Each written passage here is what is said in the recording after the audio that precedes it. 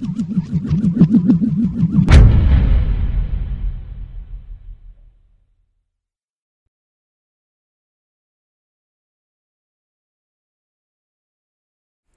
there, everyone, and welcome to another edition of the FDU Women's Soccer Report here on FDUnites.com. Jon Lauder, as always, with the head coach of the FDU Women's Soccer team, Eric Teepe. Coach, how are you? Doing good, Stu.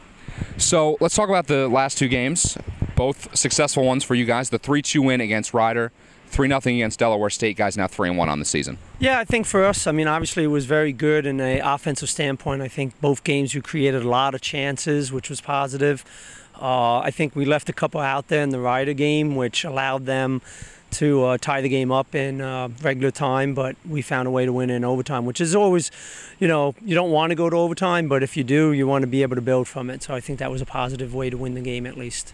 And how much confidence does it give the team being able to go on the road as they have so far and win 3 out of the first 4 games? That's huge. Obviously we talked about it earlier about being able to bond when you're traveling and stuff like that. And now that we can go on the road and prove that we can beat some teams, as we mentioned, Rider hadn't lost a game then over 2 years.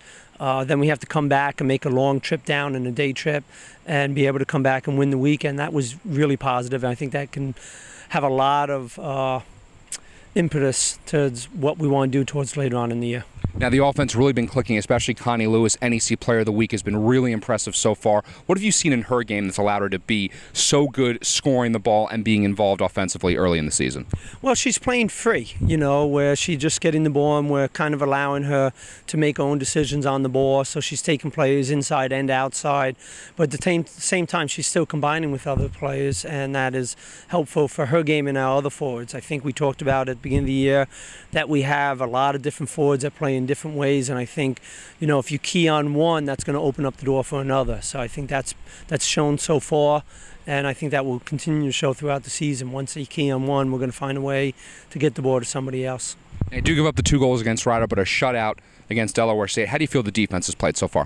Yeah, I thought the defense was really solid. We only gave up 5 or 6 shots in the Rider game and 2 shots in Delaware game. So two mistakes that we kind of have dealt with this week, but I think overall we're pretty happy with our defending. And you're finally back home, St. Peter's doubleheader, 5:30 for you guys, 8 o'clock for the men's team on Friday. How excited is the team to finally be back home and play their first game in front of the home fans?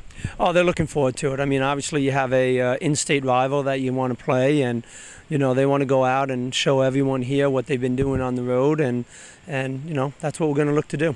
And then also next week, I know you're not really thinking about it too much yet, but Columbia as well. What do you expect to see from them?